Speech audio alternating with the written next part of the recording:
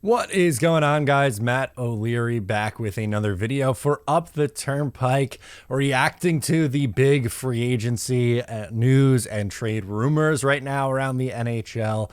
And there is some good news for the New York Islanders if you are someone who is looking for them to acquire Shane Pinto, which that is me. I very much so want the New York Islanders to acquire Shane Pinto. So what I wanted to do was talk about a report that Stefan Rosner put out of the Hockey News, who can confirm that the Islanders have inquired about Franklin Square's own Shane Pinto. Yes, he is a local kid from Long Island. At just 23 years old now, he is coming off of a 20-goal season as a 22-year-old. This past year, 27 points in 41 games. He was suspended with a gambling story. That was a big story from the first half of the season last year. That really put him on the map, I thought. Was a big story in the NHL, and obviously he served his suspension, but now is either he's a restricted free agent, so Ottawa could either sign him or trade him. That's pretty much their only option.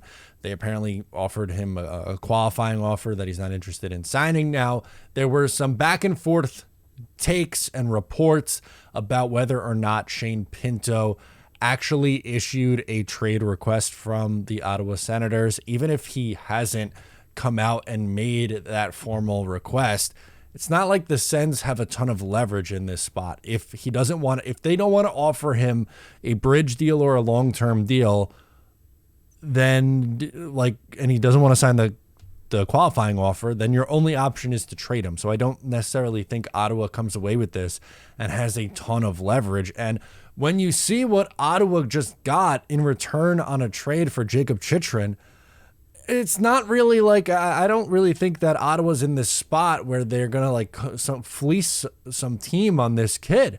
I think he should be available and at a price that's reasonable. Now, the Islanders would have to clear out some money for that, and the guy that continues to get pegged for that is JG Pageau. It seems like Pageau is the best option for the New York Islanders to move off of. Maybe he would go back to Ottawa. Does Ottawa want him back? Maybe, or it might be have to 3-team trade, or first you trade Pageau to clear up some cap space, and then you trade for Shane Pinto. Whatever the case is in this circumstance, I would love to add someone in their early 20s who already has a 20-goal season under his belt, and someone who could play second-line center, because then you could bump Brock Nelson back up to the top line, which in a small sample size last year, I thought he played really well with both Bo Horvat and Matthew Barzal. So you could do it one of two ways. You could either put Pinto up there, you could put Brock Nelson up there, you could also, I guess, put Anthony Duclair up there, but in my preference, I'd rather put Brock Nelson up there. That would then theoretically give you a lineup of Brock Nelson, Matthew Barzal on the wings for Bo Horvat on the top line.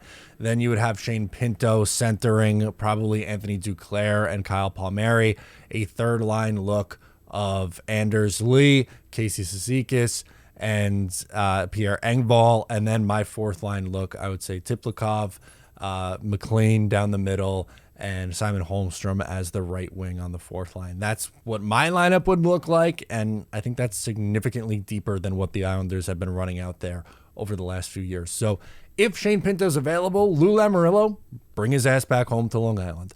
That'll do it for me in this video. Make sure to subscribe if you're new. I'll catch you next time. If you like that, make sure to subscribe to Up the Turnpike on Patreon for more exclusive New York Islanders content.